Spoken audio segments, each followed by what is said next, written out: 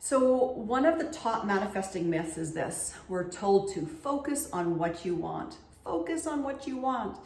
And I'm not saying not to do this, but it's how we're doing it that's getting us in trouble.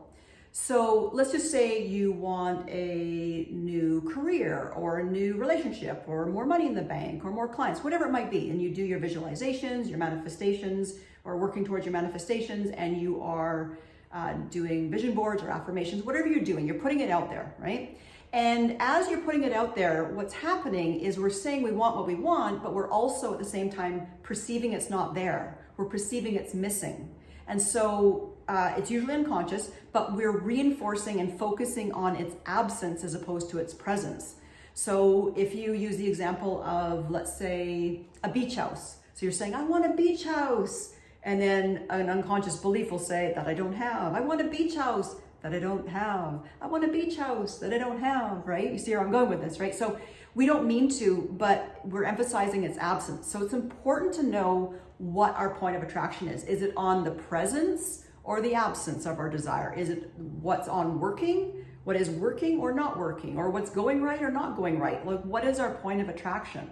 We know we get what we focus on, so it's important to have this awareness. So let's put this in relatable terms. How about we use the example of money? I like using money because it's such a straightforward way to make a point. So let's just say you desire $5,000 in your bank, but you've only got one in the bank right now, $1,000. So when you look at your bank account, did you notice the $4,000 that you still need, that you don't have, that you want to get before?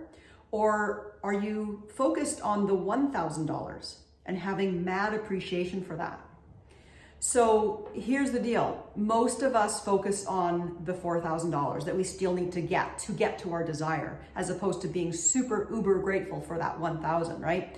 So the presence brings you more presence. The having brings you more having. So we need to shift from the absence, what's not here, to the presence of what is here, right? And having gratitude for what we do already have brings us more gratitude and appreciation for when we do have our desires. That's what brings it to fruition. So you could go back to the example and say, well, okay, so Janine, I'll say I have a beach house, right? But I don't have a beach house. How can I focus on its presence? You may not have it in physical form, but you can practice the presence of the beach house by focusing on the presence by the way you think, by the way you feel, and by the way you act.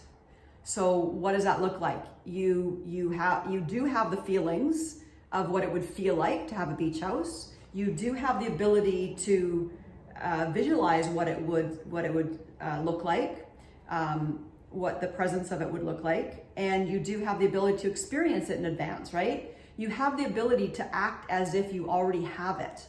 So that's the reframe, that's the focus, right? So again, yes, we can focus on what we want, but make sure when you're focusing on what you want, your desire, you're focusing on its presence as opposed to its absence. So I hope that helped.